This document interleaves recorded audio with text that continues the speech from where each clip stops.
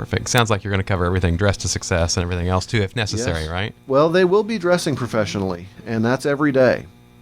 And that was one of the recurring questions I have received from almost every student is, do I have to dress like this every day? And my answer was yes. So we had originally thought perhaps maybe you can wear jeans on the day we don't have a guest speaker or the day we're not visiting a business. But the reality is, as I said, we may have business members of the community, members of the business community, there every day. And so they need to represent the CEO program every day. They'll be dressed better than we are, Gary. I hope so. Yes, Casual Friday is no more for me. That's true. So what's your goal for the program? What do you want to see these students do? Boy, that is a really good question, and one that I don't have a hard answer to.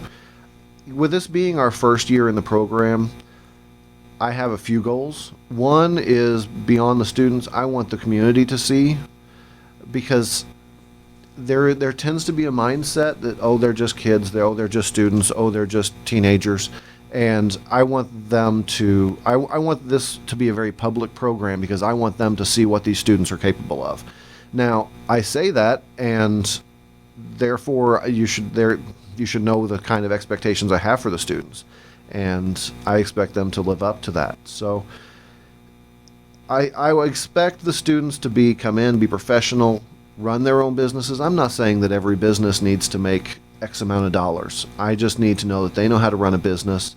I want them to have the skill set in place that if either their own businesses have a better chance of success, or if they don't choose the entrepreneurial path, that's fine with me, but it builds that knowledge base and that experience so that it'll help them whatever path they choose.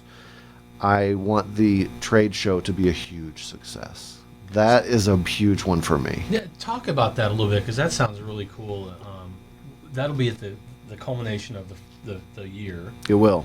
And what can people expect? I'm sure you've looked at other programs. I have. I've been to two trade shows myself. I went to the first one just because, they put on two. They put on one when the facilitators were trained, and I thought, okay, I know they're going to bring in their very best, and I want to see what an actual trade show looks like. I didn't want to see the fake one they put on for us. So I went to the one beforehand up in Effingham and was absolutely blown away. And then I went to the one that they put on just for us, and it was the exact same thing. So I was very pleased because I thought it was going to be a dog and pony show for us, but the whole thing was incredible. And I wish I could explain it better, but they had it at the Thelma Keller Convention Center in Effingham. Both of them were. And they have a huge open room, kind of like we do have at Dunn Richmond Center. They're 150. And inside it was set up just like a trade show. Each student had a business, and they usually had one or two people helping them, whether it be a mentor in one case or a sibling or whatever. I didn't see any parents helping, but I'm sure they were there. And so they have, of course, the banner, and then they were selling their products right there. And they would come out and they would shake your hand and they would talk all about their product, and they did different things. The gentleman who installed lighting had installed lighting all over his different display case. There's a gentleman who used an iPhone, and you'll have to help me. You have to help me with this here. So he's a hunter, and he attached his iPhone to his scope so that he could record, and then it would display onto a TV. Or if you had trouble getting the scope the right distance from your eye, you could just look at it on your iPhone. Really neat business. There was a gentleman, and this was, I don't want to use the word my favorite, but this is the one where I spent my own money. There was a place called Double Edge Difference, and he ran an old-fashioned straight razor style shaving booth, and he had a barber shop chair set up in the middle of the convention center, and he would shave you right there in the middle of the convention center. And I did it. So there I was sitting in the middle of all of these people and getting a shave, and then I bought a razor, used it this morning.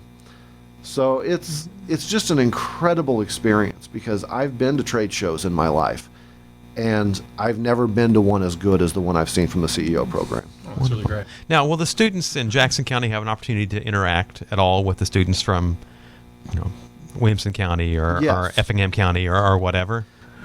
I can't say for sure about Effingham County. I don't know for sure how we're going to be working with them. I know that some people that are from the Effingham CEO program, such as Craig Linval, who started the whole thing, will be coming down and interacting with our students. But the 6 Southern Illinois counties will definitely be working together. All of the facilitators, we all made a point to get to know each other. And I got to say, we've got an incredible group of facilitators in Southern Illinois. There is not one that I'm concerned about. And in fact, we're all going to be meeting together on, I believe, the 30th. We're all going to be having just a collaborative lunch. And there are bigger things like, this is not confirmed, this is just an example, but let's take the minors, for example. We all want to see the minors, right? We have a baseball team in Southern Illinois. Well, there's 6 different CEO programs, and I have a concern that if 6, let's say 5 of the 6, go to see the minors, that means they're giving 5 tours, and I don't want to burn Southern Illinois out on the CEO program. I want it to be something they're excited about. So I would love it if we could put all 6 together and go to some of these places that are going to overlap. Besides, they can learn from each other. Each group of students, like I said, we have 11. They can learn more by the more we put them together. And there's some other things that are coming up. There's a rumor of the possibility of us doing an Olympiad with all of the CEO counties. And if they're listening, I'll probably be getting phone calls because I haven't even mentioned that to them yet. But it's as much as possible. I know that Larry West out of Perry County, and then Evelyn from Union County, and Jenna from Williamson, April from Randolph, and Beth from Saline. We've all been working together as much as possible, and that will continue. Wonderful. How can our businesses help? Well, what I can say is we need people who've already had these experiences. We need people to come in and talk to our students, and I realize sometimes 7:30 in the morning is not the ideal time to do that for them, but we need to be able to have these people who have lived it, that the students can take that actual experience, learn from their experiences, learn from their stumbles rather than make them themselves. And I realize they will, of course, make them themselves, but as much as they can pick up from people, that's part of the goal. So that would be a huge help, is having guest speakers come in, consider what topics you may want to cover. If you're an expert in search engine optimization, great. We need some of that. If you didn't do marketing well when you first started and now you're doing it better, that's a great story to tell. Let's learn from where you had to tread trouble at first and then did better later on. So be willing to come in and don't just share your successes. We want to hear the positive and the negative, and realize that everything that is told to us remains confidential, just like it does at the Small Business Development Center. So you don't have to worry about coming in and sharing information, because everybody has signed confidentiality agreements. I've got 2 on me, and each of the students has 1 on him or her. So if you are a business and you think that you can lend value to this program, and it's something that you want to be a part of, you could be a coach or a mentor. Sure. And I would assume you need to offer up the space potentially to have students come to. Not for mentors. Okay. The mentors themselves will just meet with the students wherever. There's one that only meets at Taco Bell. I mean, it's just, that's the way that specific mentor works. So that part is not a necessity. As far as space for the class to meet, that may still be a possibility, that we may still need one. I don't know that for sure yet. But so yes, mentoring, guest speaking, offering us a tour of the business, that would be wonderful, because we love to get to see businesses in action. And just talking about it, learning about it. Come out and see us. If you don't have time to be a guest speaker, that's fine. But I want people to come and see the program, because I believe in it and I'm excited about it, and I think that it's a very hard thing to explain, and it's a much easier thing to grasp once you have seen it. Absolutely. And speaking for Gary, I think we can speak for the city and for the chamber. We are completely on board with this CEO program.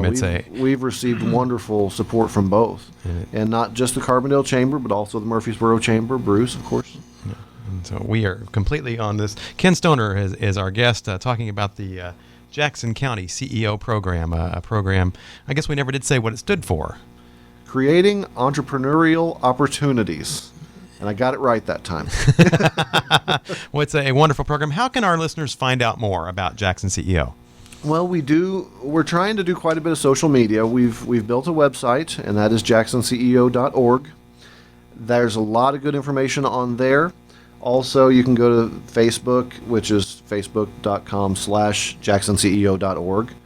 Or we are also on Twitter, which we are at ILJacksonCEO. Unfortunately, Jackson CEO is already taken. Or if you just want to talk, somebody who wants to talk to me, my office number is 618-453-JCEO, which is 5236. That's 618-453-5236. I'm there every day until noonish. That's normally when I change hats. But I love getting to talk about it because I struggled with it. In fact, quite frankly, I worked for months with the Jackson CEO program before I got it. I worked for months before I really understood what I was going to be doing. I was making unit plans and lesson plans. I had the year planned out, and then later on I threw that in the trash. So it's a wonderful thing to get to talk about. Wonderful. Ken, can we ask that maybe you'll come back mid-semester and tell us how it's going and maybe bring a student or two with you? I'd and love to. Tell us, they can share their experiences with us. I think that would be. I'd love to, that'd anytime. We'd love to do that. So Ken Stoner of the Jackson County CEO has been our guest this morning. Ken, thank you. I think you told us this was your first time on the air? First time on the air ever, yes. You're going to take our job here before long. You did a great job. Well, thank you. Thank you for having me.